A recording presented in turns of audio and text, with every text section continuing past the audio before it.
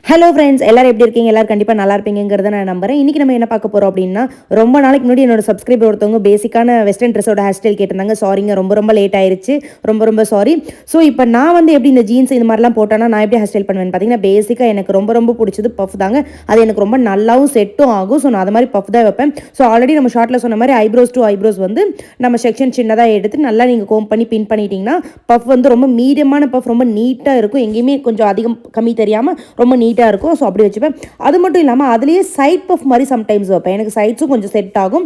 So sides மாதிரி வைப்பேன். So நீங்கள் சைட் பஃபுக்கும் நீங்கள் என்ன செக்ஷன் எடுக்கிறீங்களோ அதே மாதிரி எடுத்துட்டு நீங்கள் எந்த பக்கம் வந்து விட போகிறீங்க, அதாவது ரைட்டில் விடுறதா இருந்தால் ரைட்டில், இல்லை லெஃப்ட்டில் விடுறதா இருந்தால் லெஃப்ட்டில் மட்டும் அந்த இடத்துல மட்டும் கொஞ்சம் முடி எடுத்துக்கோங்க. ஏன்னா எனக்கு அந்த இடத்துல கரெக்டாக வச்சா ரொம்ப முடி தொங்குற மாதிரி இருக்கும். ஸோ அந்த சைடில் மட்டும் கொஞ்சமாக முடி எடுத்து நீங்கள் பின் பண்ணிட்டீங்க அப்படின்னா, எனக்கு ஃபோர்ஹெட் ரொம்ப பெருசு.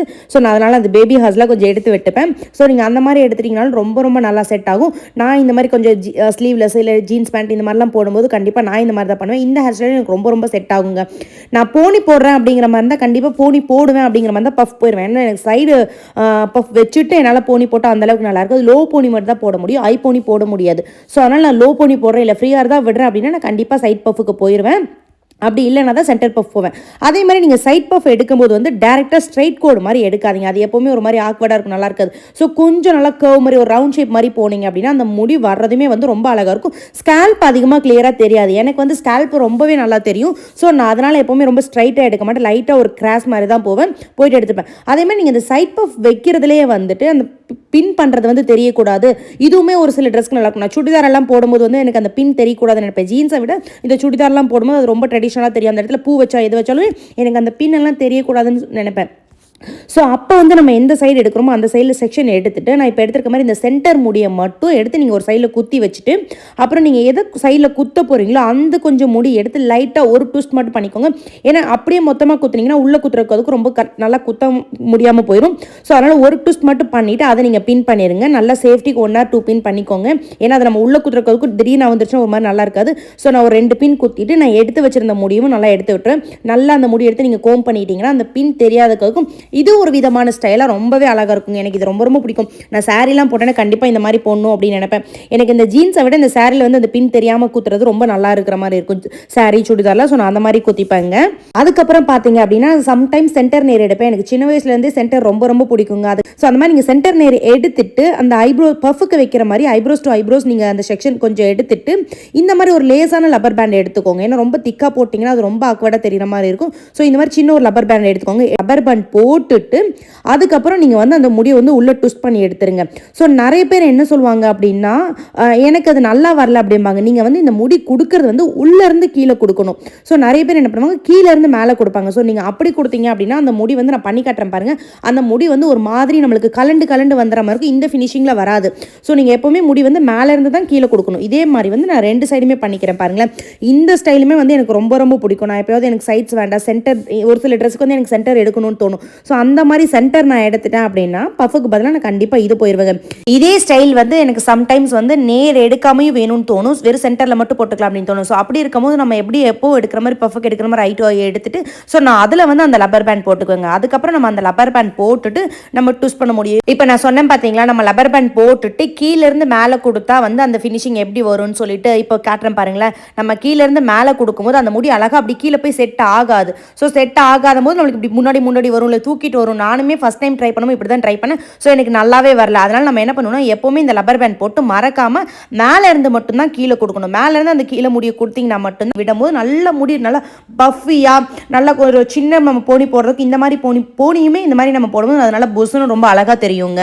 அதுவும் இல்லாமல் நம்ம சைட்ஸ்லேயும் நம்மளுக்கு வேண்டாம், டோட்டலாக ஃப்ரீயாக வேண்டாம் அப்படின்னா நீங்கள் அதை எடுத்து கிளிப் பண்ணிக்கலாம், இல்லை போனி போட்டுக்கலாம், இல்லாட்டி பனானா கிளிப் மாதிரி போட்டுக்கலாம். ஸோ அந்த மாதிரி நீங்கள் எல்லாமே வந்து இதில் ட்ரை பண்ண முடியுங்க. ஸோ நெக்ஸ்ட் எல்லாருமே கேட்குறது பனானா கிளிப் எப்படி போடுறது அப்படிங்கிறத. நிறைய லேயர்ஸ் பண்ணவங்க வந்து நான் சொல்லுவேன் பனானா கிளிப் போடுங்க, லேயர்ஸ் இன்னும் அழகாக தெரியும்னு சொல்லும்போது அவங்க கேட்குற கேள்வி பனானா கிளிப் எப்படி போடுறது. பனானா கிளிப் எப்போவுமே நம்ம எடுத்து ரொம்ப லோவில் அப்படியே எடுத்து நம்ம போடக்கூடாதுங்க. போடும்போது நம்ம லேயர்ஸ் தெரியாது. ஸோ பனானா கிளிப்பை நீங்கள் போகிற டைப்பில் போட்டிங்கன்னா யூ கட் பண்ணிங்கன்னா கூட லேயர்ஸ் அவ்வளோ அழகாக தெரியும். ஸோ நான் வந்து ரொம்ப டீப் லேயர் எப்போவுமே பண்ணலை, ரொம்ப லைட் லேயர் தான் பண்ணியிருக்கேன். ஸோ அந்த நீங்கள் பனானா கிளிப் போடும்போது இந்த 2 ஃபிங்கர்ஸ் பிடிச்சிட்டு நல்லா கீழ் காதுலேருந்து மேலே தூக்கிட்டு போய் நீங்கள் போனி போட்டிங்க அப்படின்னா அந்த பனானா கிளிப்போட லேயர்ஸே ரொம்ப அழகாக தெரியுற மாதிரி செம்ம அழகாக தெரியுங்க.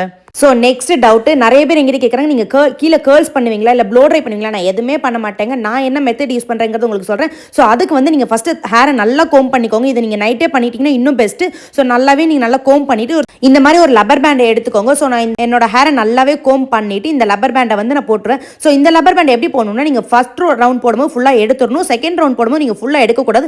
கொஞ்சோண்டு முடி உங்களை லென்த் அளவுக்கு விட்டுட்டு அதை நல்லா ரொட்டேட் பண்ணிக்கோங்க. மீதி பேலன்ஸ் இருக்க ஹேரை நல்லா ரொட்டேட் பண்ணி அதோட கிளிப் பண்ணிருங்க. இது ரொம்ப அவராது. நைட் நீங்கள் போட்டுட்டீங்க கூட அவுந்து விழுக்காது. ஸோ இதோட நைட்டு தூங்கிடுங்க. நம்ம காலையில் எழுந்து என்ன பண்ணணும்னா, அந்த நம்ம பேண்டை மட்டும்தான் எடுக்கணும். நைட்டு காலையில் அதை எடுக்கும்போது கோம் பண்ணக்கூடாது. ஸோ அதனால தான் நம்ம நைட் ரொம்ப ப்ராப்பராக கோம் பண்ணிவிட்டு அதை போடுறோம். ஸோ காலையில் எழுந்துட்டு நீங்கள் அந்த லப்பர் பேண்டை மட்டும் அவுத்துட்டு உங்களுக்கு என்ன ஸ்டைலில் வேணும், சென்டர் சைடு எது விட்டிங்கனாலும் பாருங்கள் எவ்வளோ அழகாக வேவ்ஸ் வந்து நிற்கிது பாருங்களேன். நான் எப்போவுமே இந்த மெத்தட் தான் யூஸ் பண்ணுவேன். எனக்கு ரொம்ப பர்ஃபெக்டாக வந்து நிற்கும். இதுக்கு மேலே உங்களுக்கு கொஞ்சம் ஹெவியாக இன்னும் கொஞ்சம் கேர்ள் வேணும்னா மட்டும் நீங்கள் லைட்டாக சுருட்டி விட்டுக்கோங்க. சுருட்டி விட்டுட்டு நீங்கள் கீழே கலைக்கக்கூடாது, லைட்டாக மேலே கலைச்சி விட்டிங்கன்னா போதும். அவ்வளோ அழகாக வந்து அந்த செட்டப் வந்து நின்றுங்க. அதுக்கப்புறம் நம்ம எதுவுமே பண்ண தேவையில்ல. ஸோ இது ஒரு மெத்தட். இது இல்லாமல் நீங்கள் காலையில் தான் ஹேர் வாஷ் பண்ணியிருக்கீங்க, உடனே நான் என்ன பண்ணுறதுன்னா, அப்போது நீங்கள் தலையை நல்லா கோம் பண்ணிவிட்டு நீங்கள் லப்பர் பேண்ட் எடுக்கிறதுனால எடுத்துக்கோங்க. நான் லப்பர் பேண்ட் எடுக்கல. ஸோ இந்த எண்டு முடியை கொண்டு வந்து இந்த எண்டில் மட்டும் நான் நல்லா ட்ரை பண்ணிப்பேங்க. இது வந்து ஒரு 10% வெட்டாக இருந்தாலும் ஓகே, இல்லை ஃபுல் ட்ரையாக இருந்தாலும் ஓகே. எண்டில் மட்டும் நல்லாவே ட்ரை பண்ணிப்பேன். ஸோ இந்த மாதிரியும் பண்ணிக்கலாம். இல்லாட்டி நீங்கள் இந்த மாதிரி சைடில் பண்ணும்போது உங்களுக்கு கை வரல அப்படின்னா நீங்கள் மேலே எடுத்துமே ஒரு ரெண்டு ரொட்டேட் பண்ணிவிட்டு மீதி இருக்க பேலன்ஸ் நம்மளுக்கு தேவை இந்த எண்டு முடி நல்லா வளையணும். ஸோ அப்போ நல்ல எண்டு முடியில் ட்ரையர் கொடுத்துட்டு நீங்கள் களைச்சி விட்டிங்கன்னா அவ்வளோ அழகான ஒரு லேயர் கிடைக்குங்க. நம்ம ஹீட்டே யூஸ் பண்ணாமல் பெருசாக கோம்பே யூஸ் பண்ணாமல் எவ்வளோ அழகாக லேயர் கிடைக்கும்னு பாருங்களேன். கண்டிப்பாக இந்த மெத்தட் நீங்கள் ட்ரை பண்ணியே பாருங்கள். இந்த மெத்தட் ட்ரை பண்ணிவிட்டு எனக்கு கமெண்ட் பண்ணுங்கள். இது நிறைய பேர் எங்கிட்ட ட்ரை பண்ணிட்டு ரொம்ப அழகாக இருக்குது, கோம்பு யூஸ் பண்ணாமல் ஹீட் ப்ரொடக்ஷன் யூஸ் பண்ணாமல் எல்லாமே பண்ணாமல் ரொம்ப ஈஸியாக இருக்குமாங்க. கண்டிப்பாக இந்த மெத்தட் ட்ரை பண்ணிவிட்டு எனக்கு சொல்லுங்கள் ஃப்ரெண்ட்ஸ். இந்த வீடியோ உங்களுக்கு ரொம்ப பிடிச்சிருக்கும் நம்புறேன். பிடிச்சிருந்துச்சுன்னா லைக் பண்ணுங்கள், கமெண்ட் பண்ணுங்கள், ஷேர் பண்ணுங்கள், சப்ஸ்கிரைப் பண்ணுங்கள். சப்ஸ்கிரைப் பண்ணிட்டு பக்கத்தில் இருக்க பெல் ஐக்கானை கிளிக் பண்ணிக்கோங்க. அப்போ தான் நான் போடுற எல்லா வீடியோ உங்களுக்கு உடனே வந்து சேரும் friends. Bye bye, see you next video.